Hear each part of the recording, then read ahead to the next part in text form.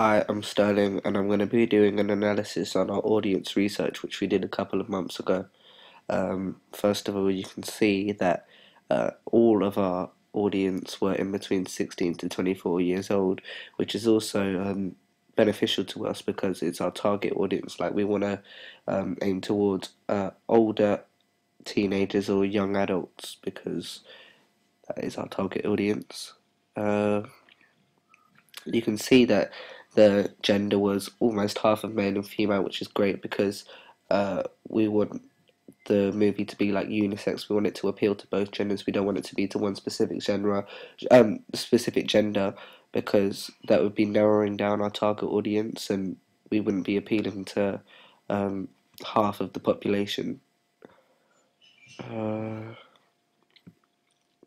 You can see that most people said that they watch scary movies. This included thriller and horror genres. This is good because it shows that, uh, in reference to our audience research, most of the people watched the genre which we are filming, which our film is. Most people preferred horror films compared to thrillers. That wasn't uh, really beneficial towards us. We would have to do a larger uh, survey to actually get accurate results for that.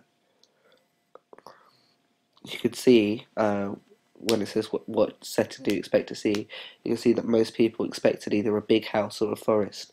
We decided to go with the big house, but when we were deciding like where we were going to film and if we what kind of location we were going to use, uh, we took into consideration that most people would expect to see a big house. However, you could see that a scary forest and stuff like that would be like more beneficial for a horror film, but we thought a big house would be great for thrillers such as like Paranormal Activity or Insidious, as like people can relate to it because they've been at home and they can like be scared towards stuff which could happen to them in their home. What props do you expect to see? We took into consideration some of the props. Everyone thought there'd be blood in the opening sequence of a thriller film, so we did take that into consideration and included blood, which we weren't originally going to do. We also used a kettle because like we felt like that would work with the house and it would be naturalistic and people could relate to that. We didn't decide to use knives or guns and stuff like that because we felt that was more suitable for a horror film rather than a thriller.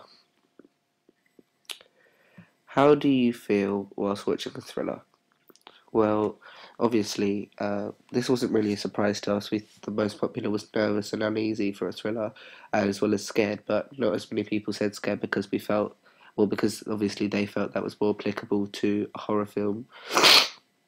The reason uh, why thrillers make you nervous and uneasy is because they really make you think about stuff, which is why we made our film into the subgenre psychological thriller.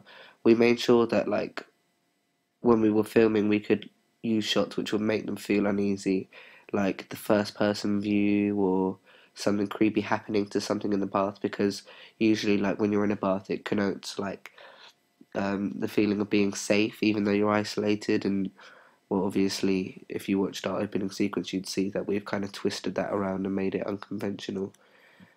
Uh, yeah. What else? What do people learn or think see in the first 2 minutes of a thriller? They realised that they told us that they'd like to hear music and that they'd expect a soundtrack, which is what we ensured. And it would also like show the beginning of the plot, so we made sure that we included the fact that the boy was uh, the boy was mentally ill and that he was seeing hallucinations, and yeah, we showed like only close-ups of the the villain within the film. So like we'd learn more about them, and you could possibly see the face of the villain and stuff like further on in the film. We've also like built up tension and stuff, which would make our audience want to not read on, want to watch on. Uh, yeah, thank you for watching my screencast, and yeah.